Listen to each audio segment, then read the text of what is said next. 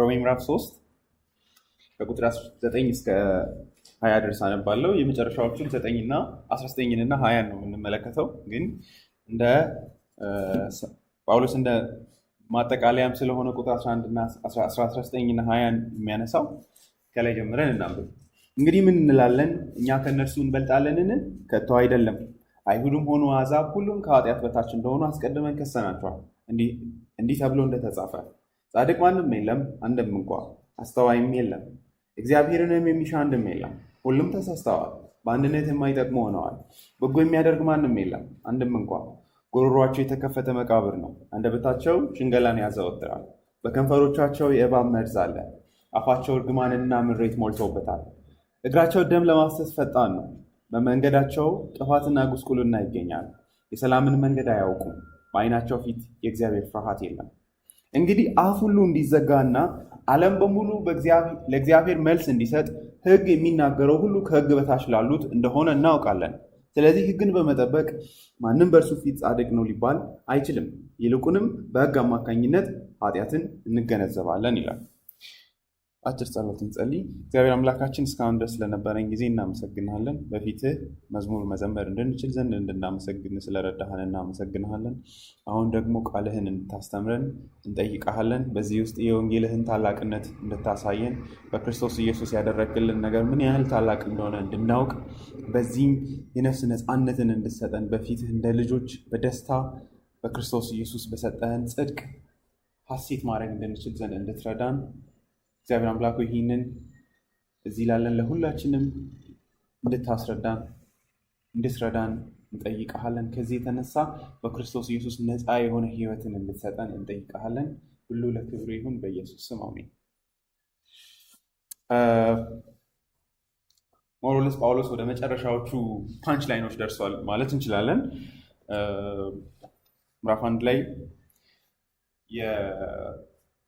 አሕዛቦችን በእግዚአብሔር ፊት እንደኮነነ፣ ከዛ በፊት ግን ባለፈው የዛን ዕለትም ለማሳየት እንደሞከርኩት ምዕራፍ 1 ቁጥር 16 እና 17 የሮሜ መልእክት ኢንትሮዳክሽንም ጨምሮ ቁጥር 16 እና 17 የምር እዛው ክፍል ላይ ባይገባን ባለፈው በእርግጥ የዛን ዕለት ገላትያ ላይ ባለው ጳውሎስ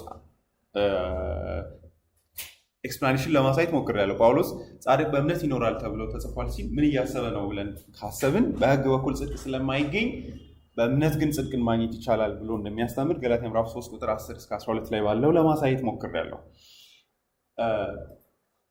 ያንን ይናገርና ግን ጳውሎስ የእግዚአብሔር ጽድቅ በክርስቶስ በኩል ወይም ደግሞ በወንጌሉ በኩል መገለጡ እጅግ ደስ የሚያሰኘው ለምን እንደሆነ ከምዕራፍ 1 ቁጥር 18 እስከ 32 እና ከዛ ደግሞ ምዕራፍ 2 ላይ አይሁዳውያንን በመክሰስ ከዛ ወደ ምዕራፍ 3 ቁጥር 9 አካባቢ ማጠቃላይ በመስጠት ለማሳየት ይሞክራል። ትልቁ ነገር ምንድን ነው? የጳውሎስ ለምንድን ነው የእግዚአብሔር ጽድቅ ያስፈለገው ወይም ደግሞ ከእግዚአብሔር ዘንድ ጽድቅ የሚያስፈልገን ለምንድን ነው የሚል ጥያቄ የሚነሳ ከሆነ ምዕራፍ 3 ቁጥር 9 ላይ ያለው ነው። አስቀድመን ሁለቱንም ከሰናቸዋል ይላል። ምን ብለን ከሰናቸዋል? ከኃጢአት በታች እንደሆኑ ከሰናቸዋል። እዚህ ጽድቅ የለም፣ ኃጢአተኞች ናቸው። ያ ኃጢአት ደግሞ ኮንሲኩዌንስ በእግዚአብሔር ፊት ፍርድን ስለሚያመጣ ነው።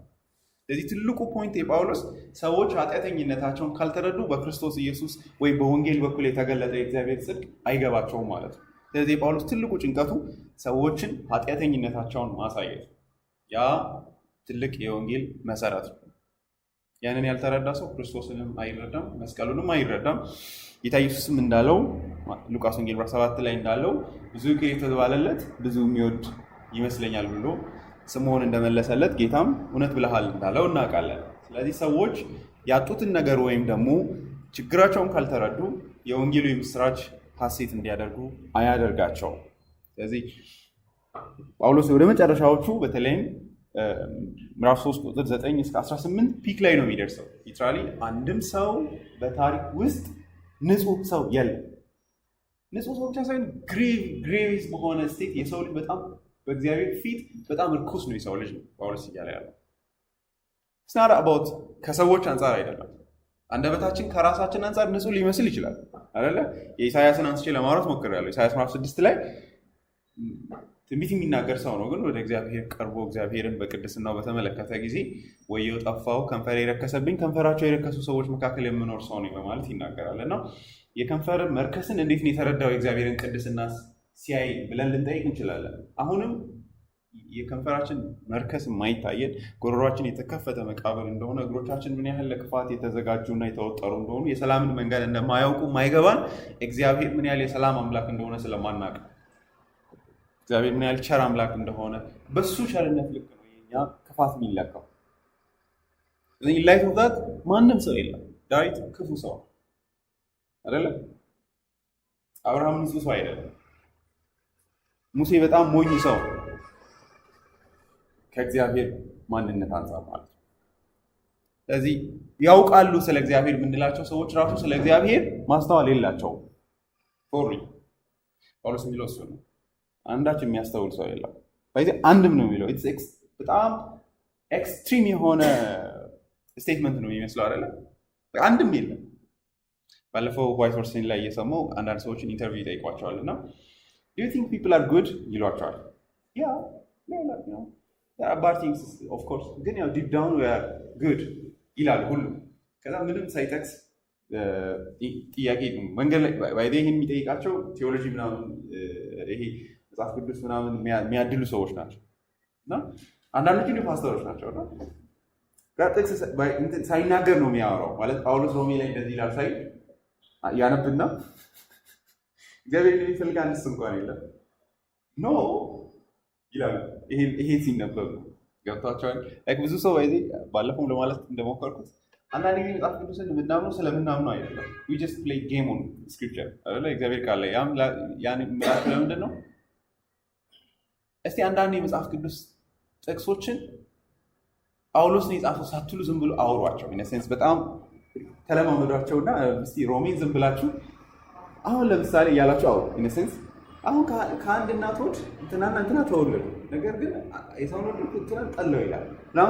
ይሄ ትክክለኛ ትርጉም አይደለም ሊል ይችላል ብዙ ሰው። ገብቷቸዋል? ኢን ሴንስ የእናንተ የመጽሐፍ ቅዱስ ትርጉም ስለሚመስለው ማለት ነው።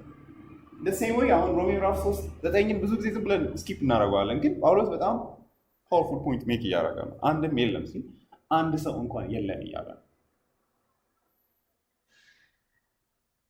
ከክርስቶስ በስተቀር በዚህ ስታንዳርድ በእግዚአብሔር ቅድስና there's no one good and actually we are evil ደግሞ ስለማይታየን አይን የራስን አይደል አፍንጫን አይመለከትም ራሱ አይደል? ለዛ ነው የማይታየን። ስለዚህ ያንን ሀመር ካረገ በኋላ መጨረሻ ላይ አንድም እንኳን ሲል በአይሁድም በአሕዛብም መካከል እግዚአብሔርን የሚሻ አንድም የለም፣ አንድ ሰው የለም። በአይሁዳውያን መካከልም እግዚአብሔርን የፈለገ አንድ ሰው የለም፣ በአሕዛቦች መካከልም እግዚአብሔርን የፈለገ አንድ ሰውም የለም። ስለዚህ ኦልድ ቴስታመንት ላይ ያሉ አማኞች እንዴት ነው የዳኑት የሚል ጥያቄ የሚመጣ ከሆነ ኢትስ ባይ ግሬስ አሎን ኢትስ ናት ቢኮዝ ኦፍ ዜር ጉድ ወርክ። ስለነሱ ከነሱ መልካም ስራና ጥሩ ነገር የተነሳ ሳይሆን እግዚአብሔር ነው ያዳናቸው። ሮሜ ምዕራፍ 4 ላይ ጳውሎስ የሚለው አይደለ? እንግዲህ በስጋ የቀድሞ አባታችን የሆነ አብርሃም በዚህ ረገድ ምን አገኘ እንላለን? አብርሃም በስራ ጸድቆ ቢሆን ኖሮ የሚመካበት ነበረው አይደለ? ነገር ግን በእግዚአብሔር ፊት መመካት አይችልም። መጽሐፍ ምን ይላል? አብርሃም እግዚአብሔርን አመነ፣ ጽድቅም ሆኖ ተቆጠረለት እንጂ ጽድቅ ስለነበረው አይደለም አብርሃም። ስለዚህ ጳውሎስ በዚህ ሲምፕል ፖይንት እየሰራ ነው። አብርሃም በእግዚአብሔር ፊት የሚመካበት የለውም፣ ምክንያቱም ጥሩ ሰው አይደለም እያለ። ስለዚህ የእነሱ ድነት የተመሰረተው በእግዚአብሔር ምሕረትና ጸጋ ላይ የተመሰረተ ነው። ዳዊት መዝሙር 75 ላይ እንደሚናገረው እኔ ግን በምሕረት ብዛት ወደ ቤት እገባለሁ እንዳለው that's the only condition, it's by grace alone that ወደ እግዚአብሔር ፊት የምቀርበው እያለ ነው ዳዊት መዝሙር 5 ላይ። ጳውሎስ እዚህ ላይ መዝሙር 4 ላይ ዳዊት እግዚአብሔር ስላደረገለት ነገር የሚያወራም አይደለ? ስለ ዳዊትም ያነሳል። ቁጥር 6 ላይ ዳዊት ጽድቅ ያለ ስራ ስለሚቆጠርለት ሰው ብፅዕና እንዲህ ብለዋል፣ መተላለፋቸው ይቅር የተባለላቸው ኃጢአታቸው የተሰረየላቸው ብፁዓን ናቸው። ኃጢአቱን ጌታ የማይቆጥርበት ሰው ብፁዕ ነው። ስለዚህ እግዚአብሔር ኃጢአታቸውን ስላልቆጠረባቸውና እግዚአብሔር እነዛን ሰዎች በደላቸውን ከሌሎች ሰዎች አንጻር ስላላየላቸው ነው እንጂ it's not on themselves that they are righteous ማለት ነው። መዝሙር 143:2 ላይ 143:2 በኋላ ምን ጥቅስ መልሼ አመጣዋለሁ። ሰው ሆኖ በፊትህ ጻድቅ የለምና ባሪያን ወደ ፍርድ አታቅርበው አይደል? ስጋ ለብሶ በፊትህ በእግዚአብሔር ፊት ነው። በሰው ፊት ጻድቅ ልንመስል እንችላለን። but in those pure eyes እጅግ ንጹህ በሆኑ በእግዚአብሔር አይኖችና ፊት ግን ጻድቅ የለምና። ስለዚህ እነዚህ ኦልድ ቴስታመንት አማኞች ስለዚህ እንደዚህ ነው የሚሉት ማለት ነው። ባሪያን ወደ ፍርድ አታቅርበው፣ እኔን እንደ ሌሎች ሰዎች እንዳትመረምረኝ እያለ ገብቷቸዋል። በፍርድ ፊት አቁመህ እንዳትገመግመኝ። አይ ኖ ኦብቪየስሊ በአንተ ፊት ማንም ጻድቅ እንደሌለ፣ ስለዚህ ሊቭ ሚ እኔን ተወኝ፣ አታስገባኝ፣ ከባሪያ ጋር ወደ ፍርድ አታቅርበው እያለ። ስለዚህ አንዳንድ ጊዜ ጥሩ ሰዎች ይመስሉናል፣ ኦር ደግሞ እንደዛ እናስባለን። ግን ኖ ኢት ኢዝ ባይ ዘ ግሬስ ኦፍ ጋድ ብቻ። ስለዚህ ቁጥር 19 ጳውሎስ የመጨረሻ በቃ ፒኪ ሊትራሊ በቃ ጥግ ነው ይሄ የመጨረሻ የፈለገው የመጨረሻ ኮንክሉዥን ምዕራፍ 3 እስከዚህ ምዕራፎች ድረስ ለመስራት የፈለገው ትልቁ ፖይንት ይሄ ነው። ቁጥር 19 እንግዲህ አፍ ሁሉ እንዲዘጋና ዓለም በሙሉ ለእግዚአብሔር መልስ እንዲሰጥ ሕግ የሚናገረው ሁሉ ከሕግ በታች ላሉት እንደሆነ እናውቃለን ይላል። 1954 አፍም ሁሉ ይዘጋ ዘንድ ዓለምም ሁሉ ከእግዚአብሔር ፍርድ በታች ይሆን ዘንድ ሕግ የሚናገረው ሁሉ ከሕግ በታች ላሉት እንዲናገር እናውቃለን። እንዲህ የሚለው ቃል የጳውሎስ ማጠቃለያ ነው አይደል? እንግዲህ የምትለው ቃል ይቅርታ፣ ቁጥር 19 ላይ እንግዲህ የምትለው ዘርፎር ሶ አይነት ነገር ነው። ስለዚህ ከላይኛው ጋር ይገናኛል ማለት ነው። ስለዚህ ከቁጥር 10 እስከ 18 ወይ ደግሞ ከምዕራፍ 1 ከቁጥር 18 እስከ ምዕራፍ 3 ቁጥር 18 ያወራቸው ነገሮች እያጠቃለለ ነው ማለት እንችላለን። እንግዲህ በአንድ ማሰሪያ እየቋጠረ ነው ሐሳቡ። ማንም በእግዚአብሔር ፊት አፍ መክፈት አይችልም። የወንጌሉ የመጀመሪያ ዓላማ በሕግ በኩል አፍ ማዘጋት ነው። አፍን ያልዘጋ ሰው የወንጌል ዋጋ ሊገባው አይችልም። አፍ መዝጋት ማለት ግን ምን ማለት ነው?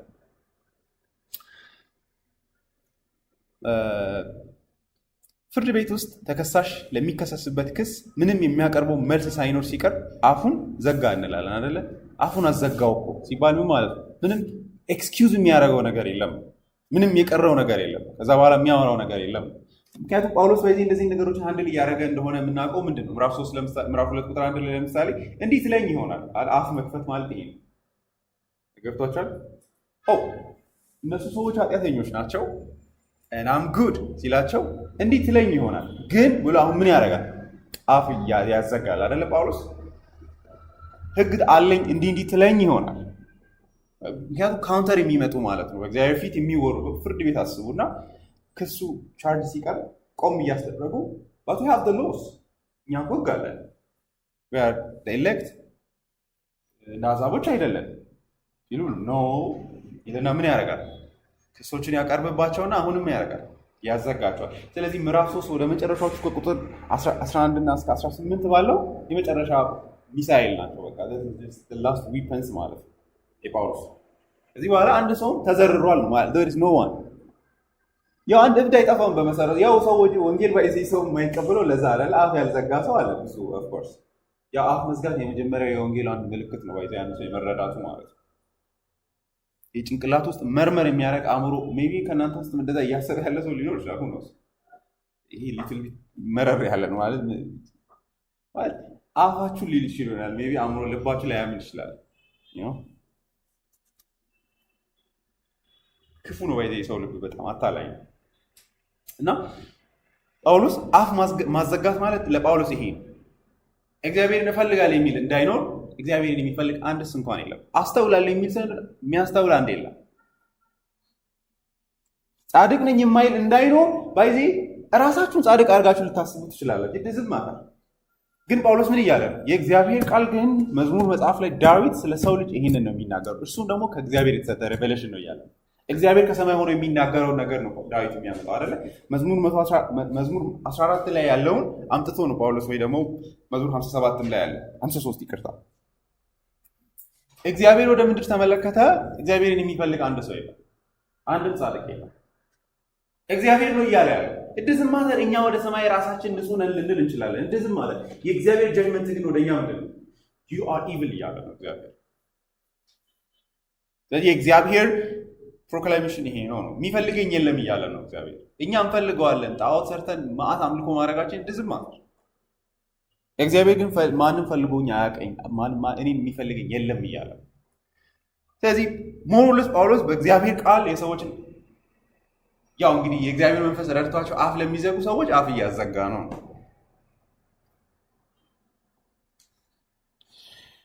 ስለዚህ አፍ ማዘጋት ማለት ይሄ ነው። በቃ ምንም የምትሉት ነገር ሲጠፋ ማለት ነው። የመጨረሻ ጸጥ ስትሉ ማለት ነው። ዩ ሉክ ፎር ሉፕሆልስ ግን ምንም ሲጠፋ ማለት ነው። መጽሐፍ ቅዱስ በዚህም ሳስብ አትፈልግም ይለኛል፣ ጻድቅ አይደለም፣ ዩ አር ቶታሊ ዲፕሬቭድ ነህ እያለኝ ነው። ምንም መውጫ የላችሁ ነው። ጀስት ጳውሎስ this is what is happening አይደለ?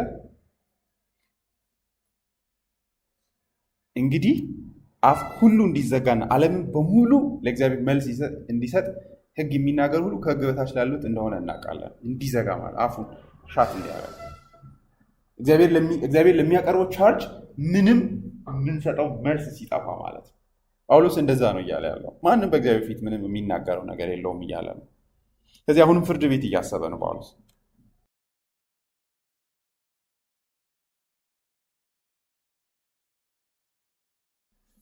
በምዕራፍ 1-3 ሙሉ በፍርድ ቤት ተከሳሾች ጳውሎስ እንደ አንድ የእግዚአብሔር ሪፕሬዘንታቲቭ ክሶችን የሚያቀርብ ሰው ሆኖ ይቀርባል። ራሱንም ያ ክስ ይመለከተዋል ማለት ነው።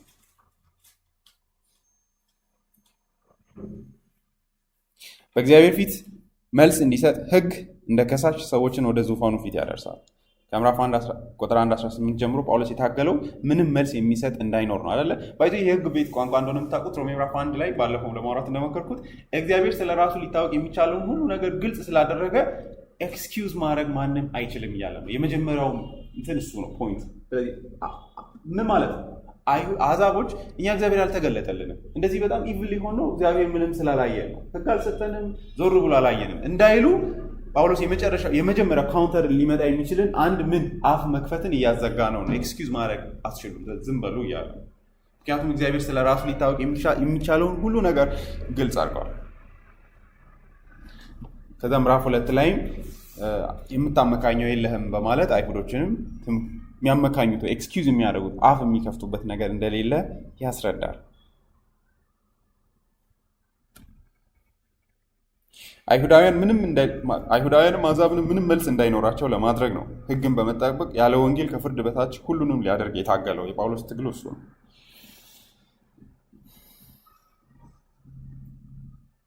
ካልቪን ሚላል this is a metaphor taken from a course of the law where the accused, if he has anything to plead as a lawful defense, demands leave to speak that he may clear himself from the things laid to his charge ይላል።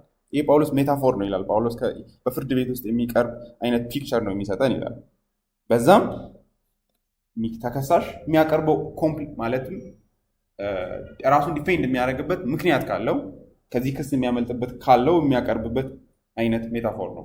ግን ማንም አፍ መክፈት አይችልም ቢኮዝ ምንም ስለሌለው።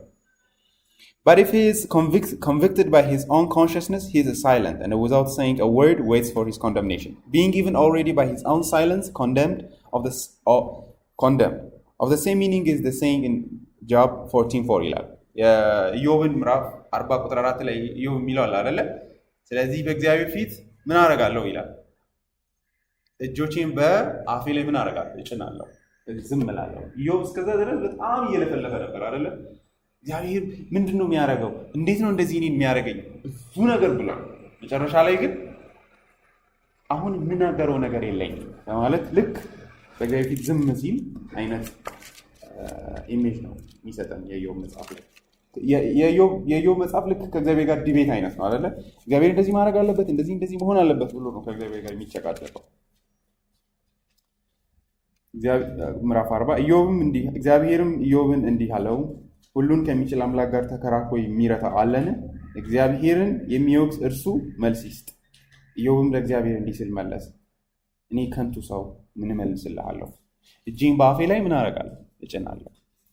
አንድ ጊዜ ተናገሩ፣ የምመልሰው የለኝም። ሁለተኛም ተናገሩ፣ ከእንግዲህ አንዳች አልጨምርም በማለት ይናገራል።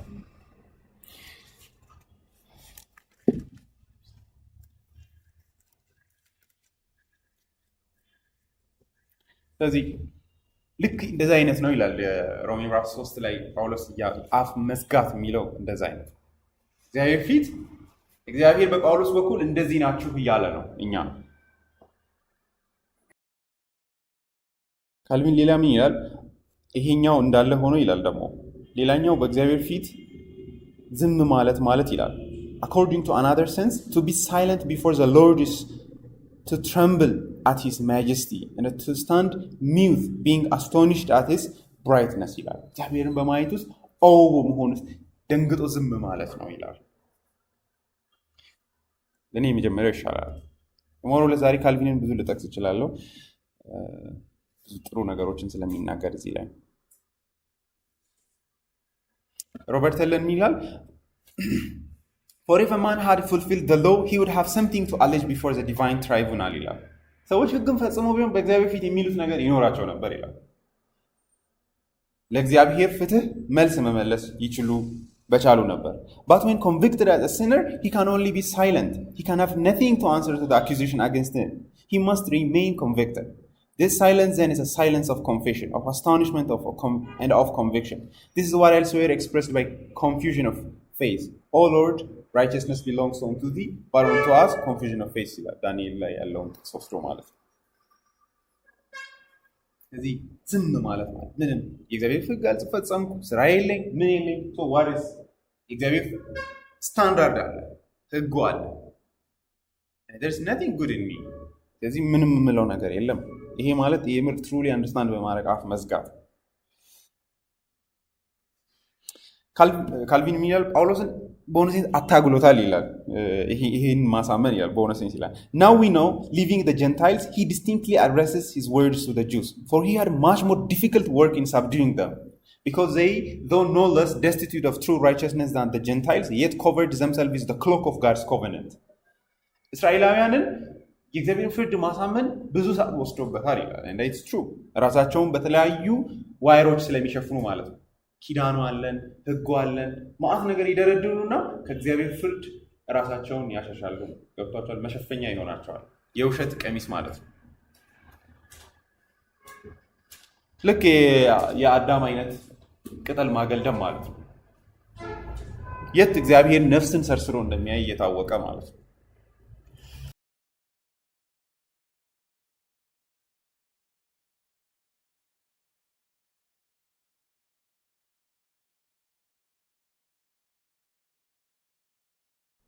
አፍ የሚዘጋው ማን ነው የሚል ጥያቄ ካለ ጳውሎስ ምን ይላል አፍ ሁሉ ነው ይላል አይደለ አሕዛብ አይሁድ ብቻ ሳይሆን ሁሉ አይደለ እንግዲህ አፍ ሁሉ አፍ የሚባል ሁሉ ምን እንዲዘጋ ማለት አሕዛብም ይሁን አይሁድም ይሁን ይሄ ሁሉ እንግዲህ እንደምታዩት ቁጥር 9 ላይ እንዳለው ነው አይደለ ምንድን ያለው ቁጥር 9 ላይ እንግዲህ ምን እንላለን እኛ ከነርሱ እንበልጣለን ከቶ አይደለም አይሁድም ሆነ አሕዛብ ሁሉም ከኃጢአት በታች እንደሆኑ አስቀድመን ከሰናቸዋል ለጳውሎስ ሮሜ መጽሐፍ ውስጥ ትልቁ ኮንሰርን ነው ሁሉ ሲል የሰው ልጅ ሁሉ ነው ግን ምን ማለት without distinction አሕዛቦችም አይሁዶችም በእግዚአብሔር ፊት ማንም አፉን መክፈት የሚችል አንድ ሰው የለም የእግዚአብሔርን ጽድቅ እንዲሰጠው ክሌም ማድረግ የሚችል አንድ ደፋር ሰው የለም ስለዚህ አፍ ሁሉ እያለ ያለው እሱ ነው ከዛ ደግሞ ትንሽ ወደፊት ሄድና ምንድን ነው የሚለው እንዲዘጋና ዓለምን በሙሉ ነው የሚለው ደግሞ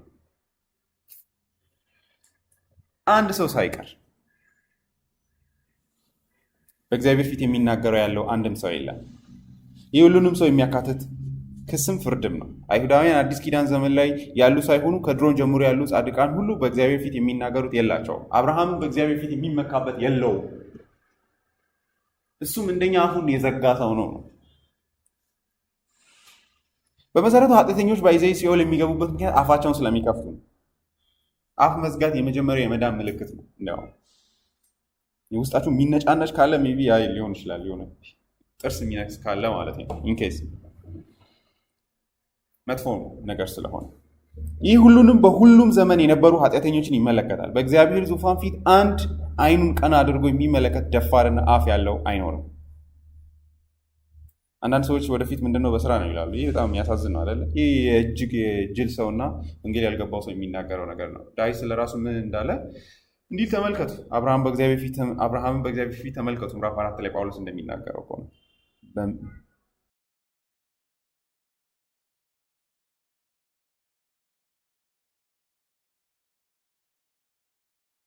ኢሳይያስ ምዕራፍ 64 ላይ እንዳለው ጽድቃችን የመርገም ጨርቅ ነው በማለት ይናገራል። ስለዚህ በእግዚአብሔር ፊት I've got something ብሎ የሚቀርብ ሰው በጣም ሞኝ ነው ማለት ነው።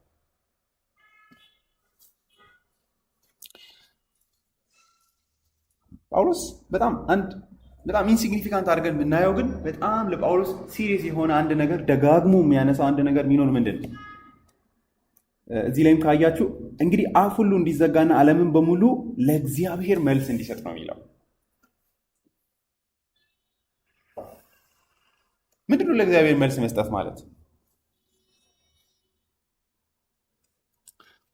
ቁጥር ላይ ካያችሁ ስለዚህ ሕግን በመጠበቅ ማንም በእርሱ ፊት ጻድቅ ነው ሊባል አይችልም። በእርሱ ፊት፣ በሰዎች ፊት አይደለም፣ በእርሱ ፊት አይደለ? ለእግዚአብሔር መልስ እንዲመልስ። ስለዚህ ትልቁ የሚከሰንም ሆነ ወደ ራሱ የሚያቀርበን ተጠያቂነታችን ለማን ነው? ለእግዚአብሔር ነው።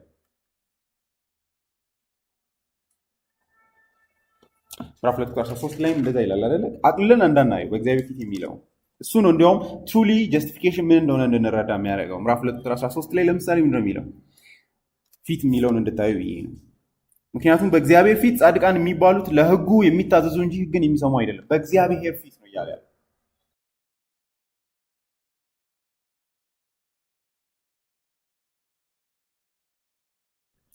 ይሄ ጳውሎስ መቼም ቢሆን የማይስተው ነው። በእግዚአብሔር ፊት ባይዘይ ዝም ብሎ አይደለም ማንም መጽደቅ አይችልም አይልም።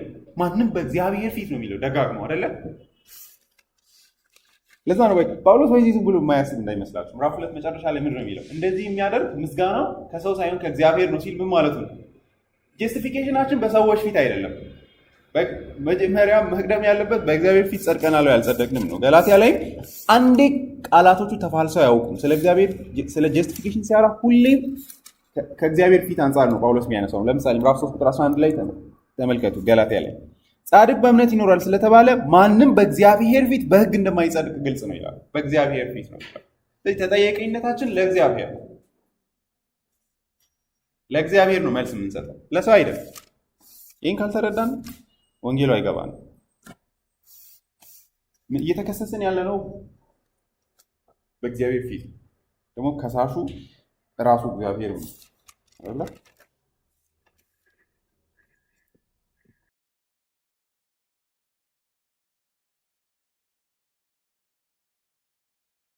መጽደቅ በሰው ፊት ወይም ወደ አይሁድ ሕዝብ መጨመር አይደለም። ጳውሎስ በፍጹም እንደዛ አያስብ። ባይሆን በእግዚአብሔር ፊት ለጳውሎስ መልስም የምንሰጠው ለእግዚአብሔር እንጂ ለሰው አይደለም። እኛ ለአይሁዳውያን ምንም ዕዳ የለብንም። እነሱ ራሱ ከእኛ ጋር ምንድን ናቸው? ሁሉም አንድ ላይ አፋቸውን ዘግተው በእግዚአብሔር ፊት ይቀርባሉ። እነሱም ተከሳሾች ናቸው እንጂ ከሳሾች አይደሉም።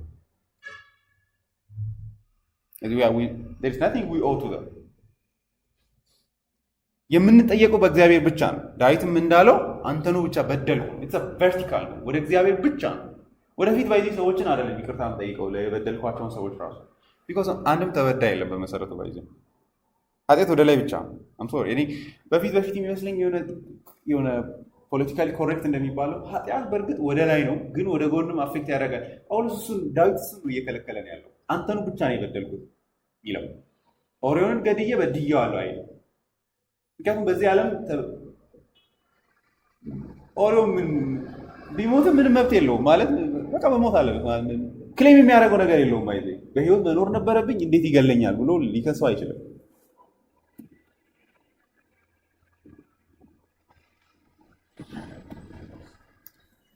የህይወት ሁሉ ባለቤት እግዚአብሔር ስለሆነ ማለት ነው። የኦሪዮን ራሱ ባለቤቱ ራሱ እግዚአብሔር ነው።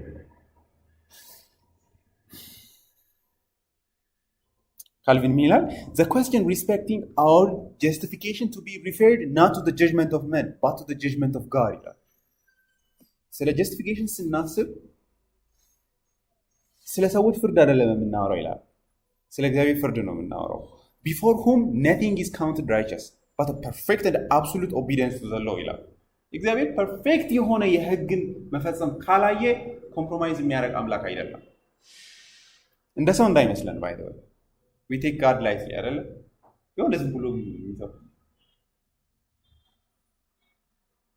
ምን ኃጢአት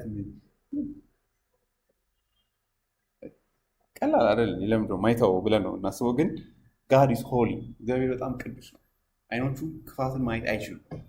መቋቋም አይችልም ባይዘ ኃጢአትን ማየት ካላጠፋውና ካልቀጣው በስተቀር ማለት ነው። ስለዚህ ፐርፌክትና አብሶሉትሊ ንጹህ የሆነ የህግ መታዘዝ ካልሆነ አይቀበልም። ድነት በስራ ነው? አዎ በስራ ነው።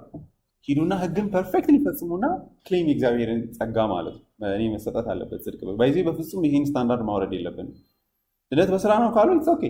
ምንድነው ስራ ማለት ካላችሁ 24 አወር አንዳች ኃጢአት ማይክሮ ሰከንድ ውስጥ ከገባች ራሱ ኢንኬስ ሳይሆን ነገሩ 24 አወር ያውንን አይደለ you will be accountable to God for that ትንሽ ኃጢአት ማለት ነው።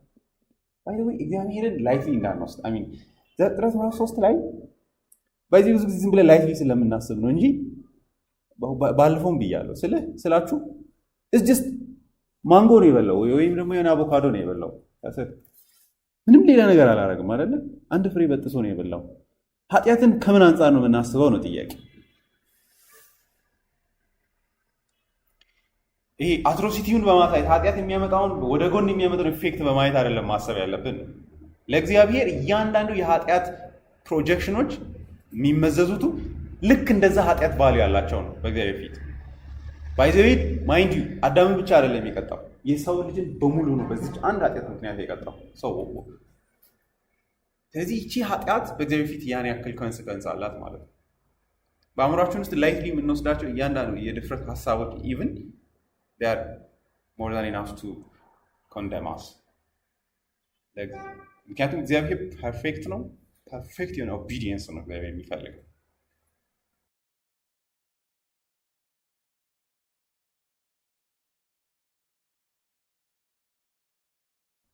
አፍ የሚያዘጋው ምንድን ነው አፍ የሚያዘጋው? እንግዲህ አፍ ሁሉ እንዲዘጋና ዓለምን በሙሉ ለእግዚአብሔር መልስ እንዲሰጥ ከሳሹ ማን ነው? ህግ የሚናገር ሁሉ ከህግ በታች ላሉት እንደሆነ እናውቃለን ይላል። አፍ የሚያዘጋው የአፍ የማዘጋት ስራ የሚሰራው ማን ነው? ህግ ነው። ህግ ሙሉ በሙሉ የማይፈጽም ሰው ወደ ሰማይ ቀና ብሎ መመልከት የለበትም። ሮሜ ምዕራፍ 2:7 ላይ ጳውሎስ የሚለው እሱን ነው አይደለ? ዩ ዋንት ላይፍ ህይወትን በስራ መውረስ ትፈልጋል? ኦኬ ጉድ ፎር ዩ። ቁጥር 7 በጎ የሆነውን ጸንቶ በማድረግ ፌል ሳያደርግ በማድረግ ክብርና ሞገስን ዘላለማዊነትን ለሚሹ የዘላለም ህይወት ይሰጣቸዋል። ምንም እግዚአብሔር እንደዚህ ችግር የለበትም፣ ይሰጣል እግዚአብሔር።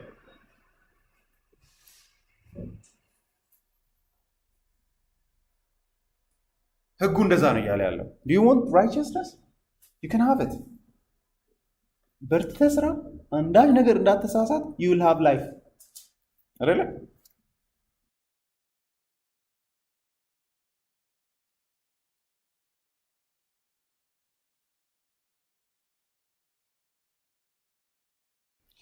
አንዳች ኃጢአት ግን ካለብህ ምንም አይነት ርህራሄ እንዳትጠብቅ ታሰብ። ስለዚህ ሜክ ሹር ወደ እግዚአብሔር ፊት ከመቅረባችሁ በፊት ልባችሁን አየት አድርጉና ኦኬ this is good ህጉን ያዙ and በደንብ እዩና I'm fine ያዋጣኛል ካላችሁ it's okay ክርስቶስ ምንም አይጠቅማችሁም፣ አያስፈልጋችሁ ጳውሎስ እንዳለው do it። ስለዚህ ህግ በእግዚአብሔር ፊት ሳማፕ የሚያደርግ ነው፣ የሚጠራ ነው። እንደ ከሳሽ ቆሞ ኃጢአትን በመግለጥና በመክሰስ በእግዚአብሔር ፊት አፍ የሚያዘጋው ህግ ነው። ህግ እንዴት ነው አፍ የሚያዘጋው? ምክንያቱም ሁሉም ኃጢአተኛ ስለሆነ አፉን ይዘጋል፣ መዝጋት አለበት። ካልዘጋ ሞኝ ነው ማለት ነው። አንድ ደፋር ሰው አይታችኋል አይደለ? ማርቆስ ወንጌል ምዕራፍ 10 ላይ ጌታ ኢየሱስ መጥቶ የዘላለም ሕይወት በምንድን ነው የሚገኘው ሲለው ኦኬ ጉድ ፎር ዩ አለው ጌታ ኢየሱስ ምዕራፍ 10 ላይ ተሰፋት ሰው በጣም ሂዩማኒስት የሆነ ድነት በስራ ነው ብሎ የሚያምን በጣም በቃ ስዊት የሆነ ሰው ነው። ባይ ዘ ወይ መጽሐፉ ላይ እንደምታዩት በጣም ጥሩ ሰው ነው። ተሰፋት ከዚያም ተነስቶ መንገዱን ሲጀምር አንድ ሰው ወደ እርሱ እየሮጠ መጣ። በፊቱም በጉልበቱ ተንበርክኮ በጣም አሜዚንግ ጋይ ቻል መምህር ሆይ የዘላለምን ሕይወት ለመውረስ ምን ማድረግ ይገባኛል አለ። ኢየሱስም እንዲህ ሲል መለሰለት በዚህ ሰው በጣም ኦልሬዲ ኢየሱስን እንደ አምላክ እያሰበ ነው ብለን እንዳናስብ። ምክንያቱም ለሱ ኢየሱስ አንድ ጥሩ መምህር ነው። and in his mind there are good people ማለት ነው አይደል? እንደዛ ነው እያለ ያለው ቸርች ጉድ ቲቸር እያለ መልካም ሰው አስተማሪ። ጌታ ኢየሱስ መልካም ስላለ እኔ ነው ለምን መልካም ኢየሱስ በዚህ መልካም ነው አይደል? ኢየሱስ እየከለከለ ያለው እኔ ለምን ትለኛለህ እንዳይመስላችሁ የሰውዬው አእምሮ ውስጥ ያለውን ቴዎሎጂ ነው እየመጣ ያለው። ያ ማለት ነው ጌታ ኢየሱስ ራሱ እንደተናገረው አይደለ? እኔ የዋህ ነኝ በልቤም ትሁት ነኝ አይደል? ከእናንተ ውስጥ ስለ ኃጢአት የሚከሰኝ ማን ነው? አንዳች እንከን የሌለበት ፐርፌክት ነው ጌታችን ኢየሱስ መባል አለበት። ኢየሱስ ጉድ። ጥያቄው ግን ኢየሱስ ጉድ መባል አለበት ወይ አይደለም? ሰውየው አእምሮ ውስጥ ኢየሱስን እንደ አንድ ሰው ምን እያለው you are good person ጥሩ ሰው ነው እያለው ኢየሱስ እሱን ነው እየተናገረ ያለው። አንዳንድ ሰው ይናደዳል። አንድ ሰው ሁላችንም ክፉ ነን ምናምን ሲባል አረ አእምሯችሁ ውስጥ እንትናስ እናቴስ አባቴ ጥሩ ሰው እኮ ነው። ራሳችንንም እንደዛ ልናስብ እንችላለን። ሜቢ that's the most dangerous sign ነው by the way። ኢየሱስም እንዲህ ሲል መለሰለት፣ ለምን ቸር ትለኛለህ? ከአንዱ ከእግዚአብሔር በስተቀር ቸር የለም። እግዚአብሔር ብቻ ነው መልካም፣ አንድም ጥሩ ሰው የለም። አንተ ደግሞ ጥሩ ሰው አለ እያልክ ነው እያለ ነው ጌታ ኢየሱስ። በዚህ ሰውየው ራሱ ባያምንልን ራሱ ጌታችንን ኢየሱስን ማመን አለ። ገብቷቸው ኢነሰንስ ኢየሱስ ክርስቶስ ባይኔ እንደዚህ ጌታ ኢየሱስን አይታችሁ ከሆነ ዮሐንስ ወንጌል 3 ላይ ለምሳሌ ኒቆዲሞስ መጥቶ ይህ የምታደርገውን ነገር እንግዲህ ከእግዚአብሔር ካልተላከ በስተቀር ማንም እንዳያረግ እናውቃለን ሲለው ሰው ዳግመኛ ካልተወለደ የእግዚአብሔር መንግስት አይገባም። ምን ያገናኘዋል? that's the point። ልቡን ስለሚያውቅ አይደል? ምን እያሰበ እንደዛ እንደሚያወራ ማለት just because he is the Jews አይደል? ቴዎሎጂያን ስለሆነ የህግ መምህር ስለሆነ የእግዚአብሔር ኪንግደም እንደሚገባ እያሰበ ነው ማለት ነው ሰውዬው። that's exactly the case ማለት ነው። በዚህ ሰውዬ አእምሮ ውስጥም ያለው እሱ there are good people እያለ ከአንዱ ከእግዚአብሔር በስተቀር ቸር የለም። ከዛ መልስ ይመልስለታል ለጠየቀው ጥያቄ። ትእዛዛትን ታውቃለህ? አትግደል፣ አታመንዝር፣ አትስረቅ፣ በሐሰት አትመስክር፣ አታታልል፣ አባትህንና እናትህን አክብር አለ። ያ ሰውየው መምህሩ እነዚህን ሁሉ ከልጅነት ጀምሮ ጠብቄአለሁ አለው።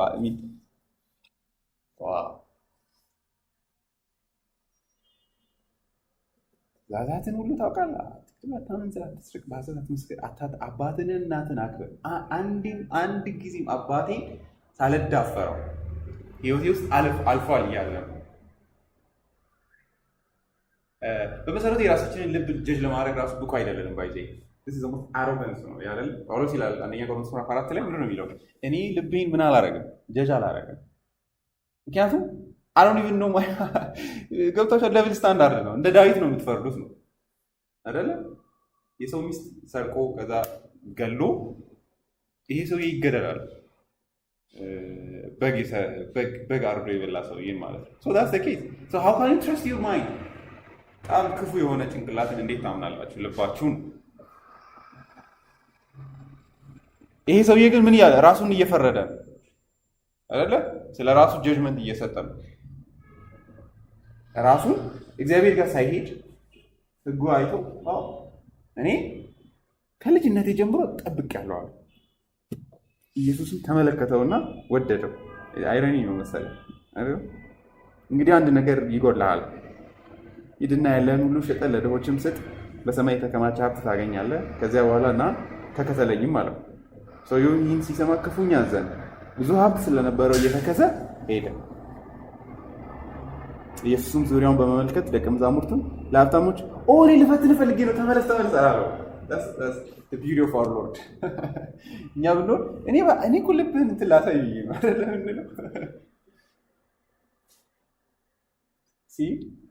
አዘነና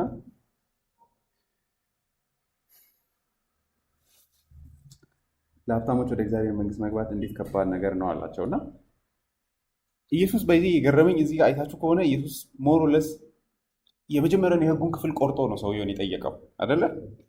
አራቱን ህጎች ተዋቸውና በፕራክቲካል ህግ ነው ሰውየውን ራሱን እንዲያ የፈለገው። አይታችሁ ከሆነ አታመንዝር፣ አትስረቅ። ምክንያቱም የመጀመሪያው ህግ እኮ መጠበቅ አለበት። የመጀመሪያው ሌላ ማለክትን አታምልክ፣ ምስል አትስራ የሚሉት ህጎች ማለት ነው። የክርስቶስ ትኩረት እያንዳንዱ ህግ ሪፌር ማድረጉ ላይ አይደለም። ጀስት ዩ ኖ እነዚህን ሲላቸው አዎ አለው በድፍረት።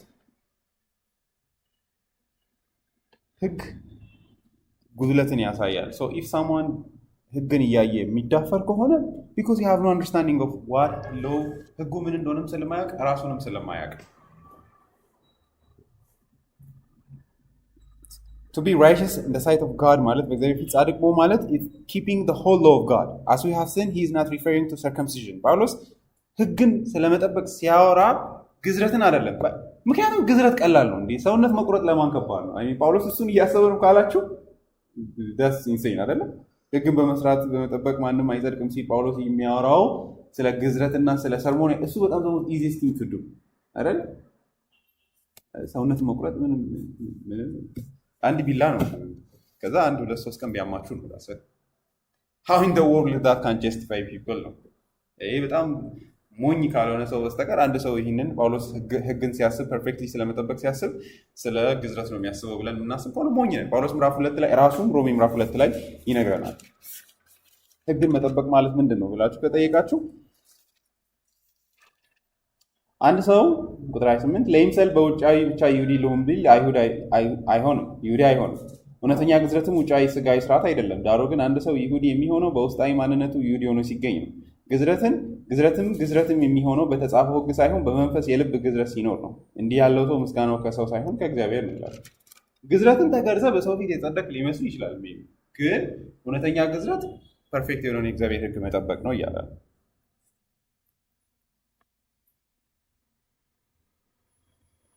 ባይሆን ግዝረት የሚወክለው ህግን እፈጽማለሁ ብሎ ከእግዚአብሔር ጋር ዲል ማድረግን ነው። ይህን ህግ ባልጠብቅ እንደዚህ እኔ ልቆረጥ ብሎ ራስን ከእግዚአብሔር ፍርድ በታች ማድረግ ነው። ምንም ደስ የሚል ነገር የለውም፣ ትልቅ ፍርድ ስለሆነ። ህግ የሚናገር ሁሉ ከህግ በታች ላሉት እንደሆነ እናውቃለን ይላል። እዚህ ጋር ጳውሎስ ንዴት ያለበት አይነት ነገር ነው የሚመስለው። ህግ የሚናገረው ሁሉ ህግ የሚናገረው ብሎ መተው እየቻለ ህግ የሚናገረው ሁሉ ከህግ በታች ላሉት እንደሆነ እናውቃለን ይላል። ህግ የሚናገረው ሁሉ ከህግ ውስጥ የሚወጣ የትኛውም ነገር ዓላማው ይሄ ነው። ስለዚህ ህግ ወይም ትእዛዝ ብሎ ነገር ከእግዚአብሔር ዘንድ የተሰጠ ነገር ሁሉም የሚናገረው ለህጉ ተገዢ ለሆኑ ሰዎች ጸጥ እንዲሉ ነው። ህግ የሚናገረው just be silent። ከህግ ውስጥ የሚወጣው ድምፅ ወይ ደግሞ ከትእዛዛት ሁሉ ውስጥ የሚወጣው ድምፅ ይሄ ነው፣ አፍ እንዳይከፍቱ ነው። በሉተር አረዳድ ደግሞ መጽሐፍ ቅዱስ በአግባቡ ለተረዳ ሰው ይህ የመጀመሪያው የህግ ዓላማ ኃጢአተኞችን ከእግዚአብሔር ፍርድ በታች ዝም ማሰኘት ነው። ኢነሰንስ ባይ ዘ ዌይ እና ጀስት የሙሴ ህጎች ብቻ አይደለም፣ የጳውሎስ ኤፌሶን እና ቆሮንቶስ ላይ ያሉትን ህጎች ራሱ ለክርስቲያኖች የሚሰጣቸው ፕሪንሲፕሎች ኢፍ ዊ ዶንት አንደርስታንድ ዘም ኢን ላይት ኦፍ ዘ ክሮስ ከወንጌል አንጻር ማንረዳቸው ከሆነ they are still low ናቸው። በእግዚአብሔር ፊት ጉድለታቸውን ነው የሚያሳዩት። ጳውሎስ በዚህ ጆን ሙሬ 2 ዲስቲንክሽን ስለሚያወራ እሱም በኋላ አወራዋለሁ።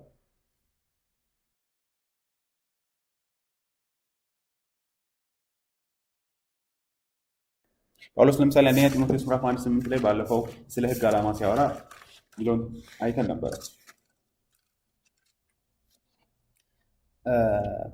ቁጥር 7 የህግ መምህራን ለመሆን ይፈልጋሉ። አንደኛ ጢሞቴዎስ ምዕራፍ 1 ቁጥር 7 የህግ መምህራን ለመሆን ይፈልጋሉ፣ ሆኖም ስለሚናገሩት ወይም አስረግጠው ስለሚሟገቱለት ነገር አያውቁም። ነገር ግን ሰው በአግባቡ ከተጠቀመበት ህግ መልካም መሆኑን እናውቃለን። ነገር ግን ሰው በአግባቡ ከተጠቀመበት፣ ስለዚህ በአግባቡ ካልተጠቀመ ህግ ምንድን ነው? መልካም አይደለም ማለት ነው። ህግን በአግባቡ መጠቀም ማለት ምን ማለት ነው ካላችሁ ይኸው ምን እንደሚል ቁጥር 9 ደግሞም ህግ የተሰጠው ለጻድቃን ሳይሆን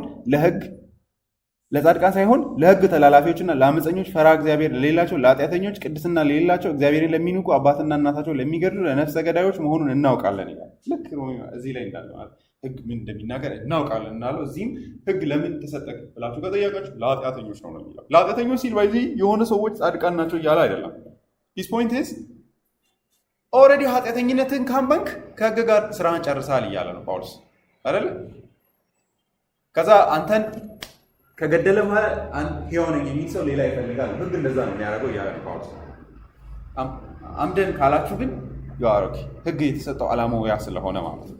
ህግ ለኃጢአተኞች የተሰጠ ስለሆነ ኃጢአታቸውን እንዲያሳይ ማለት ነው። ሁለተኛ ቆሮንቶስ ምዕራፍ 3:1-8 ድረስ ጳውሎስ ለህግ ፐርፐዝ ያወራል። እዛ ላይ ህግ ምንድን ነው የሚናገረው የሚል ጥያቄ ከተነሳ ማለት ነው። ምዕራፍ 3:1 እንደገና ራሳችንን ልናስመሰግን እንጀምራለን ወይስ እንደሌሎች ለእናንተ ወይም ከእናንተ የተጻፈ የምስጋና ደብዳቤ ያስፈልገን ይሁን? እናንተ ከሰው ሁሉ የሚያውቋችሁና የሚያነቧችሁ በልባችን ላይ የተጻፋችሁ ደብዳቤዎች ናቸው። እናንተ በቀለም ሳይሆን በሕያው እግዚአብሔር መንፈስ በድንጋይ ጽላት ላይ ሳይሆን በሰው ልብ ጽላት ላይ የተጻፋችሁና በእኛ የተገለገላችሁ የክርስቶስ ግልጽ ደብዳቤዎች ናቸው። ቁጥር 4 ከዚህ በኋላ ነው ወሳኙ። በክርስቶስ በኩል በእግዚአብሔር ላይ ያለን እምነት ይህን የመሰለ ነው። ብቃታችን ከእግዚአብሔር ነው እንጂ በራሳችን ብቃት ከኛ ነው የምንለው አንዳች ነገር የለንም። ቁጥር 6 እርሱም በፊደል ላይ ሳይሆን በመንፈስ ላይ የተመሰረተውን የአዲሱ ኪዳን አገልጋዮች እንድንሆን ብቁዎች አደረገ። በእኛ አኮርዲንግ ቱ ዘ ሎው እኛ ውስጥ ምን የለም? አንዳች በጎ ነገር የለም አይደለ? አንዳች ነገር የለም። እርሱም በፊደል ላይ ሳይሆን በፊደል ላይ ከሆነ አንዳች ነገር የለንም። ነገር ግን እርሱም በፊደል ላይ ሳይሆን በመንፈስ ላይ የተመሰረተውን የአዲሱን ኪዳን አገልጋዮች እንድንሆን ብቁዎች አደረገን። ምክንያቱም ፊደል ይገድላል፣ ሕግ ይገድላል። አይታችኋል። መንፈስ ግን ሕይወትን ይሰጣል። ቁጥር 7 እንግዲህ እስራኤላውያን ከፊቱ ክብር የተነሳ የሙሴን ፊት ትኩር ብለው ማየት እስኪሳናቸው ድረስ ያ ከጊዜ በኋላ የሚያልፈውና በድንጋይ ላይ በፊደል የተቀረጸው የሞት አገልግሎት በክብር ከመጣ ሕግ የተሰጠው እንዴ? በብዙ ነጎድጓድ ባይ ሕግ ተንቆ አይደለም፣ በክብር ነው የተሰጠው። ግን አገልግሎቱ ምንድን ነው? ሞት ነው። ፈርስት ሞመንት ሲሰጥ ራሱ የሞት አገልግሎት ነው አይደለ? የሞት አገልግሎት መሆኑ እንዴት ነው የምታውቁት ካላችሁ የተራራውን ጫፍ ይነካ እንስሳ እንኳን ቢሆን ተወግሮ ምን ይሙት?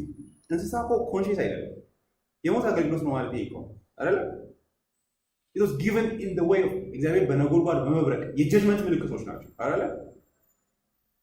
በጨለማ አይደለ?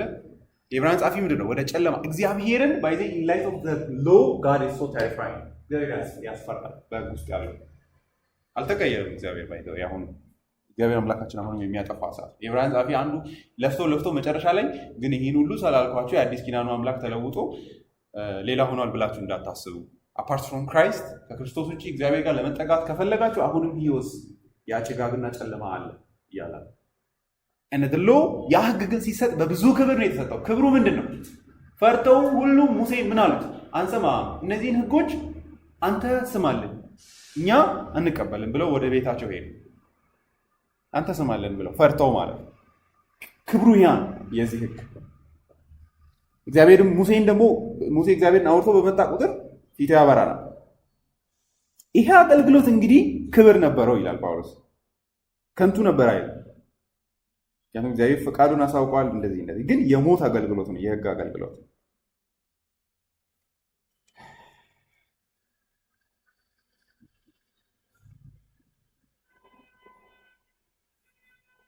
ታዲያ የመንፈስ አገልግሎት እንዴት ከዚያ የላቀ ክብር አይኖረውም? ሰዎችን የሚኮንነው አገልግሎት የከበረ ከሆነ ይላል። የሕግ ስራ ምንድን ነው? መኮንን ነው፣ ኮንዴን ማድረግ ነው አይደለ? ኃጢአተኛ ነው ማለት ነው።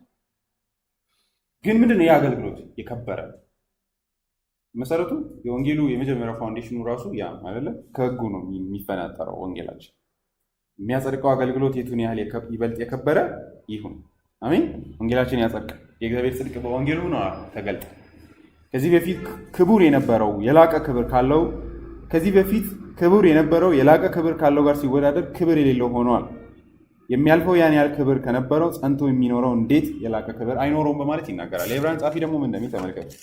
ጻፍ 11-12 ላይ ቁጥር 18 ሊዳሰስ ወደሚችለውና በእሳት ወደሚቃጠለው ተራራ ወደ ጨለማ ወደ ጭጋግና ወደ አውሎ ነፋስ አልደረሳችሁ ታድላችኋል እያለ ነው አይደል? ወደ መለከት ድምፅ ወይም ቃልን ወደሚያሰማ ድምፅ አልመጣችሁም። የሰሙትም ሌላ ቃል ተጨምሮ እንዳይነገራቸው ለመኑ። ምን? ሕጉን ሌላ እንዳይጨመርባቸው ለመኑ።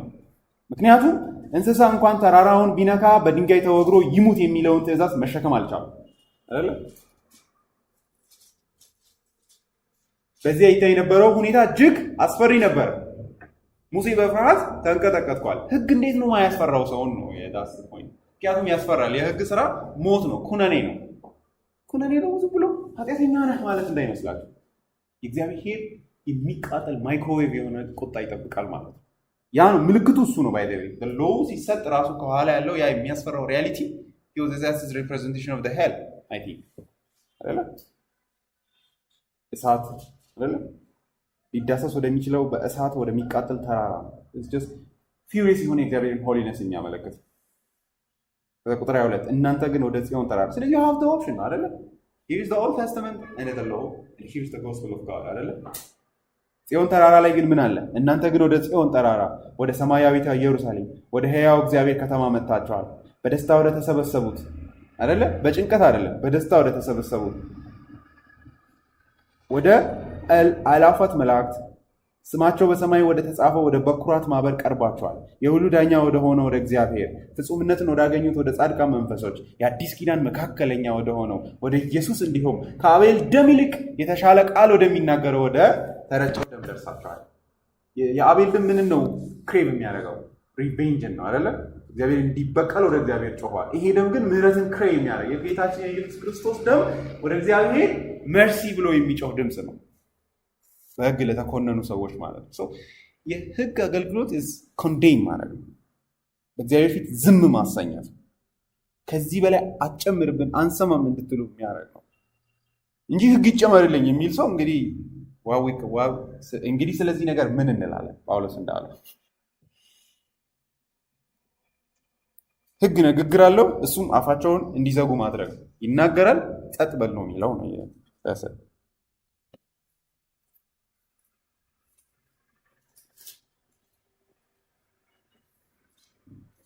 በጣም አንድ የወደድኩት ጃሙሬ ምን ይላል? ህግ ይላል አሁንም ሕያው ነው ይላል። አሁንም ይናገራል፣ ህግ አሁንም ይናገራል ይላል። and he says he regards the law which is deposited in the Old Testament, speaking whatsoever things the law says, it speaks to those who are in the law. The scripture is not a dead word, it is a living speech. It is a living speech with relevance to the present. The apostle was not dealing merely with the past. He was writing of what was true in his day and in ours. The law speaks to those who are in the law. አሁንም ህጉ ሕያው ነው። ባይዚ የኛ ዘመን ትልቁ ችግር እግዚአብሔርም የለም ማህበረሰብም የለም። we are just an individual። ገብቷችኋል? አእምሯችሁ ውስጥ የሚመጡ ሐሳቦች የሰይጣንም ምንም አይደለም። ሰይጣንም የለም፣ ጠፍቷል አይደል? ከእናንተ ውስጥ ማን ነው ሐሳቦች ውስጥ ሰይጣን እንደ ይሁዳ የሆነ ሐሳብ ከቶ ይሁን ብሎ ተጨንቆ የሚያክሰው አለ? ገብቷችኋል? በእግዚአብሔር ቃል ለማጥራት የሚታገል and you assume that everything that comes out of your mind is your thought አይደለ? that's the problem by the way። በጣም የሞኝነት ጥግ እሱ ነው by the way። if you think that everything that comes out of your mind is የራሳችሁ ሐሳብ ከመሰላችሁ ማለት ደስ የሚል ህግ እንደዛ አሁንም ሕያው ነው። ህግ የምር ድምፅ አለው። ያው እኛ ድምፅ ሁሉ የኛ ነው የሚመስለን that's the problem እንዳልኳችሁ። ግን ህጉ አሁንም ለሚያነብሰው ይጮሃል፣ ይናገራል፣ ሕያው ነው።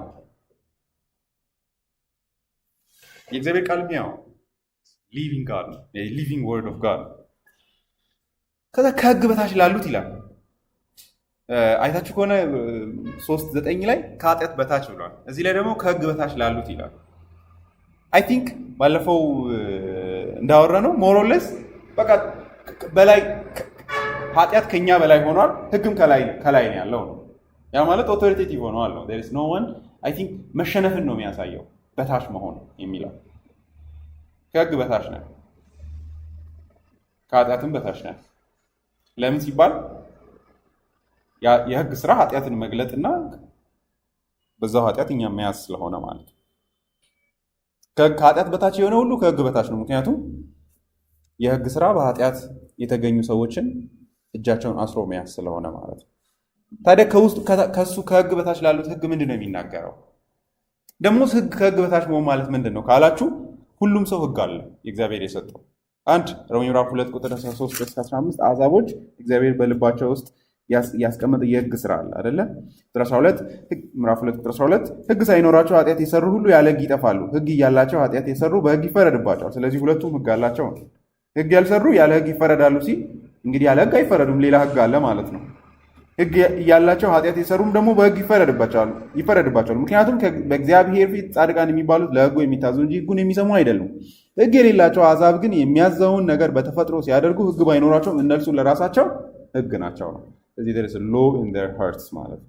in a sense የሚያድን የጳውሎስ የሚለው የአዲስ ኪዳን አገልግሎት አይነት ሳይሆን ህግን የማወቅ እውቀት አላቸው።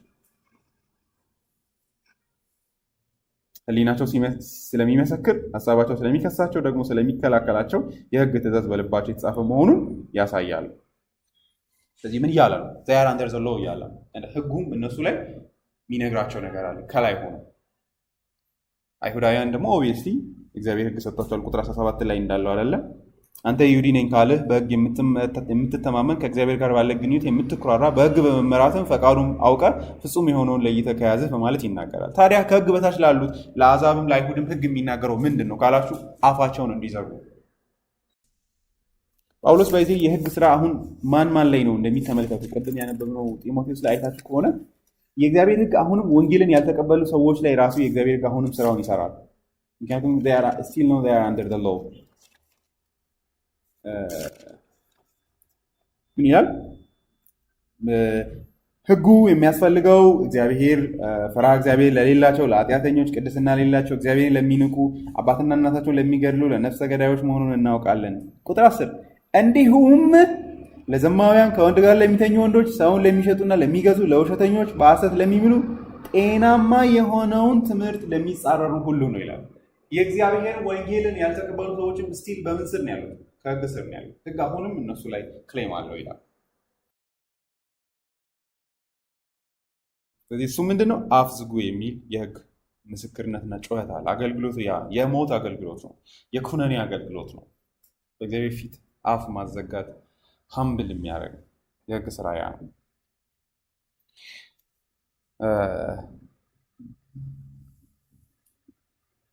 ሮበርት ሰለም ይላል ይሄኛውን ቁጥር እናውቃለን የምትሏል ማለት ነው። ማለትም እንግዲህ አፍ ሁሉ እንዲዘጋና ዓለምን በሙሉ ለእግዚአብሔር መልስ እንዲሰጥ ሕግ የሚናገር ሁሉ ከሕግ በታች ላሉት እንደሆነ እናውቃለን። አፍ እንዲዘጉ እንደሚናገር እናውቃለን ማለት ምን ማለት ነው የሚለውን እንደዚህ ይላል። For by the law is the knowledge of sin የሚለው Paul doesn't here intend simply to say that the law makes known in general the nature of sin, inasmuch as it discovers what is acceptable or displeasing to God, what he commands and what he forbids. ይሄ አይደለም ይላል። It's not just knowing the general nature of sin አይደለም ይላል, but he means to affirm that the law convicts men of being a sinner ነው ይላል። አውቅ ያለው ብሎ ሰው ኃጢአት ሁላችንም ኃጢአተኞች ነን ብሎ እየሳቀ አንድ ሰው ከሄደ ኮንቪክሽን የለውም ማለት ነው አይደለ? ይሄ ዝም ብሎ ጀነራል ኖሌጅ ኃጢአትን ማወቅ። እኔ አይ ቲንክ ይሄ ኮንቪክሽን ይሄ ሰብሮ የማስቀመጠው አገልግሎት ሁሉ ላይ ኦፕሬት አያደርግም። የተመረጡና እግዚአብሔር የራራላቸው ሰዎች ብቻ ናቸው ያ ኮንቪክሽን ያላቸው።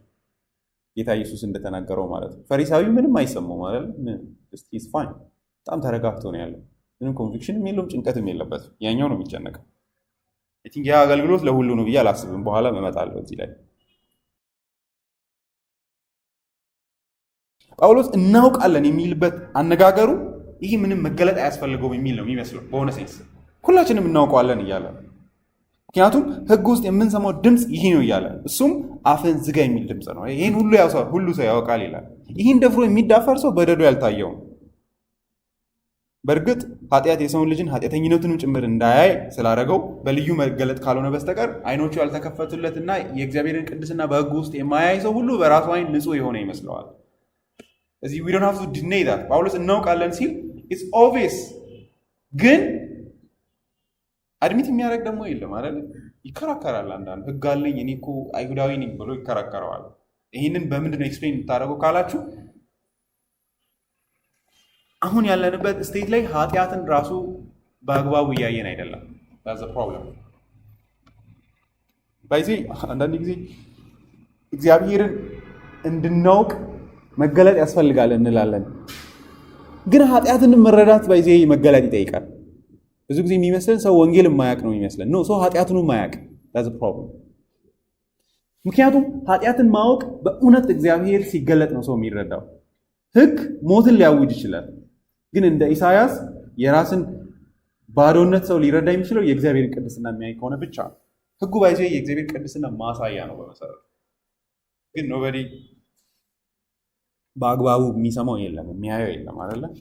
ምክንያቱም ሰዎች የእግዚአብሔር እውነት በአመፃ ምን ያደርጋሉ? ያፍናሉ። ያ የኃጢአታቸው አንዱ መገለጫ እሱ ነው። ጆሮቸውን ይዘጋሉ የእግዚአብሔር ሕግ ላይ። ስለዚህ ኃጢአተኝነትን መረዳት ራሱ እግዚአብሔር በወንጌሉ ካልረዳችሁ በስተቀር አታዩ። ስለዚህ ጳውሎስ እናውቃለን የሚለው ኦብቪየስ ነው። ኦፍኮርስ እናውቃለን። ክሱ በአሕዛብም በአይሁድም ውስጥ አለ። ትንሽዬ ስለ ሕግ ማውራት ስትጀምሩ ኮንቪክሽን አለ። ግን ጳውሎስ እንዳለው ነው ደግሞ እግዚአብሔርን የሚፈልግ አንድስ እንኳ የለም ደግሞ። ስለዚህ ሕግን ራሱ በአግባቡ ለመረዳት መፈለግ የእግዚአብሔርን የመፈለግ አንድ ምልክት ስለሆነ ማለት ነው። እንግዲህ ጳውሎስ ልክ ምዕራፍ 1 ላይ በተፈጥሮ ውስጥ እግዚአብሔር ስለ ራሱ ሊታወቅ የሚቻለውን ሁሉ ነገር ገልጿል። ግን እግዚአብሔር ያንን ሊታወቅ በሚችል ልክ እንደገለጠ ማንም እየኖረ አይደለም። and that is inexcusable ያደርጋቸዋል። in the same way የእግዚአብሔርን ሕግ ሰዎች ሞትን የሚያውጅባቸው እንደሆነ ቢያውቁም ግን they don't act as that way። እንደተኮነነ ሰው አይደለም አክት የሚያደርጉት ነው። ስለዚህ ችግሩ ከእግዚአብሔር መገለጥ ልክ እንዳልሆነ አሁንም ችግሩ የሕግ አይደለም። ሕግ ማሳመን ስላቃተው አይደለም። የሰው ልጅ ያንንም ማየት ልክ ይህን ቴንሽን በዚህ ተረዱ። ልክ በፍጥረት ውስጥ የእግዚአብሔርን መገለጥን የሰው ልጅ እያየ እግዚአብሔርን እንደማያከብረው ሕግም ውስጥ ያለው ድምፅ እየሰማ እንዳልሰማ አክት ያደርጋል፣ ያፍነዋል። የሕግን ድምፅ ማለት ነው። የወንጌልን ድምፅ ብቻ አይደለም። በመሰረቱ የሕግን ድምፅ ብትለቁ ወደ ወንጌል ትመጡ ነበር አይደል? እንመጣ ነበር። ሆጅ ምን ይላል? The knowledge of sin is therefore not a mere intellectual cognition ይላል, but an inward conviction including both an intellectual apprehension and a due sense of turpitude and guilt ይላል። I think this is the only thing አማኞች ውስጥ ብቻ የሚገኝ እንጂ ይሄ ለኔ ልዩ መገለጽ ስለሆነ ማለት ወደዚህ አይነት ሕግ ስብር አድርጓችሁ መሬት ላይ ከጣላችሁ ማለት ታድላችኋል ማለት